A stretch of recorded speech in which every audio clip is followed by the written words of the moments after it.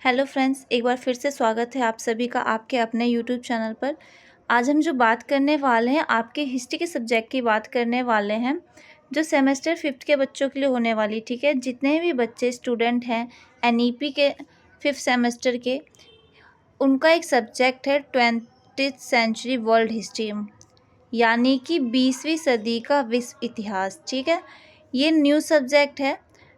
Fifth के student का है, जो 5th सेमेस्टर स्टूडेंट है उनका है। ठीक, हम इसके कुछ इम्पोर्टेंट क्वेश्चन आंसर डिस्कस करने वाले हैं, क्योंकि जो इसका जो सिलेबस है ना, हम सिलेबस भी देख लेते हैं एक बार। देखिए, टोटल इसमें 5 यूनिट है, जिसमें आपको सबसे पहले पढ़ना है the concept and definition of world history, and आपको पढ़ना है फर्स्ट वर्ल्ड वार, मतलब प्रथम विश्व युद्ध, रूसी क्रांति के बारे में पढ़ना है, फासिम नाजीमवाद एंड क्या है ये सैन्यवाद के बारे में पढ़ना है, द्वितीय विश्व युद्ध के बारे में पढ़ना है। ठीक है, टोटल आपके जो है वो 5 यूनिट हैं, 5 यूनिट हैं आपके। तो इसमें से क्या करना है, इनमें से जितने भी इम्पोर्टेंट क्वेश्चन बनते हैं ना, हम वो डिस्कस करेंगे। ठीक, शायद इस सब्जेक्ट से आपके इन सब्जेक्ट से जितने भी इम्पोर्टेंट क्वेश्चन बन सकते हैं वो सारे हम क्या करेंगे, आपको जो इम्पोर्टेंट क्वेश्चन की वीडियोस बना के देंगे। क्योंकि अब जो सब्जेक्ट वाइज या यूनिट वाइज तो सिलेबस कवर नहीं हो सकता है ना, क्योंकि इतना ज़्यादा टाइम नहीं है। दिसंबर एंड जनवरी में ही एग्ज़ाम होने वाले हैं। तो क्या करना है कि हमें जितने भी हमारे मोस्ट इम्पोर्टेंट क्वेश्चन आंसर बन सकते हैं वो हम क्या करेंगे, डिस्कस कर लेंगे। जिस भी बच्चों का ये सब्जेक्ट है उनके लिए ये वीडियो है। आप जितना हो सके इस वीडियो को शेयर कर दीजिएगा, ताकि और भी स्टूडेंट्स की जो है हेल्प हो जाए। ठीक है, क्योंकि कुछ सब्जेक्ट ऐसे हैं जिनका हमें जो कॉन्सेप्ट है ना वो मिल नहीं रहा है, तो उनकी भी थोड़ी सी हेल्प हो जाएगी। और अगर अभी तक आपने चैनल को सब्सक्राइब नहीं किया है तो सब्सक्राइब कर लीजिए, ताकि जो भी अपकमिंग वीडियोस हैं उसकी नोटिफिकेशन आपको मिल जाए। क्योंकि ये पहली वीडियो नहीं है, अब इसके बाद बहुत सारी वीडियो आने वाली है, लगातार वीडियो आपको मिलेगी इंपॉर्टेंट क्वेश्चन की। ठीक है, तो आप वीडियो जो है चैनल को हमारे सब्सक्राइब कर लीजिए, साथ ही हमारे टेलीग्राम चैनल को भी ज्वाइन कर लीजिए, ताकि जो भी अपडेट होती है वो आप तक पहुँच जाए। तो सबसे पहला क्वेश्चन जो हमारा है वो ये है कि उपनिवेशवाद से आप क्या समझते हैं। उपनिवेशवाद मतलब आप जानते हो कि जब ये ब्रिटिश कंपनी आई थी, उन्होंने हमारे ऊपर कैसे कब्जा किया था। ठीक है, उपनिवेशवाद क्या है, उपनिवेशवाद का तात्पर्य एक राष्ट्रीय साम्राज्य द्वारा दूसरे राष्ट्रीय समाज पर नियंत्रित करना है। ठीक, मान लीजिए एक छोटी सी जगह है। ठीक, यहाँ पे क्या है, एक बड़ी सी जगह या फिर कोई सेंटर बोलो आप इसे, इनका कब्जा यहाँ पे, मतलब इनके हाथ में कुछ भी नहीं है, अपने लिए कुछ नहीं कर सकते। इनके लिए जो भी सोचेंगे वो ये सोचेंगे, जो ये कहेंगे वही ये करेंगे। तो ये क्या हो गया, ये औपनिवेशिक हो गए। ठीक है,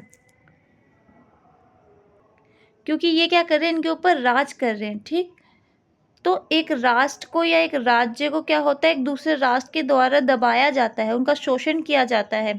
इसका मुख्य उद्देश्य क्या होता है, आर्थिक और राजनीतिक और सांस्कृतिक लाभ प्राप्त करना होता है। ये एक ऐसी प्रणाली है जिसमें एक सशक्त राष्ट्र, जिसे औपनिवेशिक कहा जाता है, मतलब जो उसके ऊपर राज कर रहा है वो क्या है, ये राज कर रहा है, तो ये क्या है, औपनिवेशिक है ये। ठीक है, उपनिवेशक कहा जाता है। दूसरे कमजोर और विकासशील राष्ट्र है जिन्हें उपनिवेश कहा जाता है। उपनिवेश वो होते हैं जिनको ये शोषण कर रहे हैं, जिनके ऊपर ये राज कर रहे हैं, ये क्या है, उपनिवेशक है। और ये कौन है, उपनिवेशक है ये। ठीक, उपनिवेशवाद का उदय और विकास 15वीं शताब्दी में महान भौगोलिक खोजों के युग के दौरान यूरोप के राष्ट्रों ने समुद्री मार्गों की खोज की आरंभ की, ताकि उन्हें नए व्यापारिक अवसर और संसाधन मिल सके।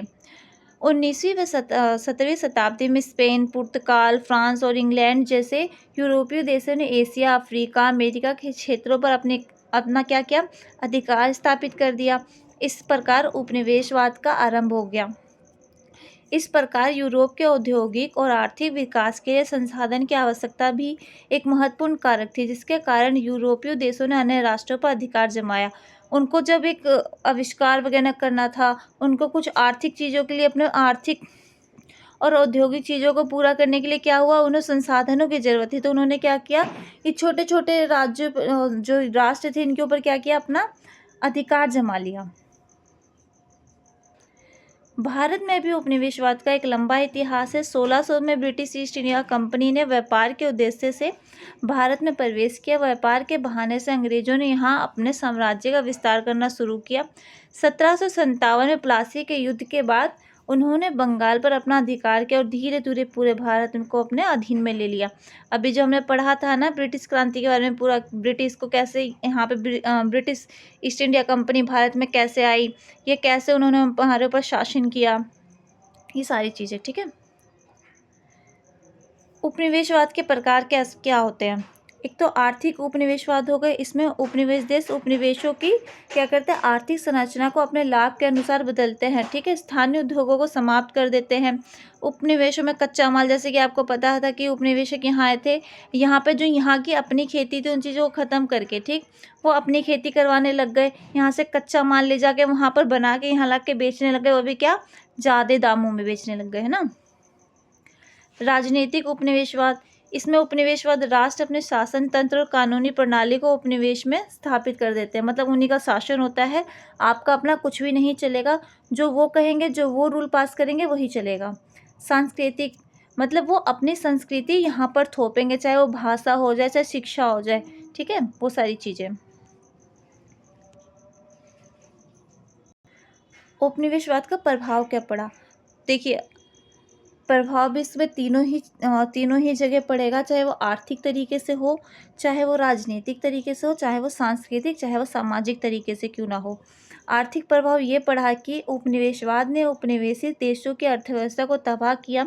इन देशों के पारंपरिक उद्योगों को समाप्त कर दिया गया और वहाँ के अर्थव्यवस्था को उपनिवेशक राष्ट्र के लाभ के अनुसार ढाल दिया गया। जैसे भारत में हथकरघा उद्योग का विनाश हुआ। पहले क्या हुआ कि यहाँ पे हाथों से चीज़ों को बनाया जाता था, उन सब चीज़ों को क्या किया, ख़त्म कर दिया गया। यहाँ पे मशीनें स्थापित कर दी गई, मशीनों से काम होने लग गए। एक मशीन 10-10, 20-20 लोगों का काम करे तो उन 10 लोगों का क्या हुआ, रोजगार चला गया, है ना। इससे चीज़ें क्या हुई, आर्थिक प्रभाव पड़ा ना, लोगों का रोजगार चला गया, उनके कमाने खाने की, मतलब जो भी उनके पास अवसर थे सब चले गए। नकदी फसलों को ख़त्म कर दिया, ठीक है। जो फसलें हमारे देश में उगाई जाती थी, ऑर्गेनिक थी, उन सब चीज़ों को ख़त्म करके, और यहाँ पे जो अफ़ीम वगैरह होती थी वो सब खेती करवाने लग गए वो लोग। राजनीतिक प्रभाव भी पड़ा था। उपनिवेशवाद ने औपनिवेशिक देशों के राजनीतिक स्वतंत्रता को समाप्त कर दिया।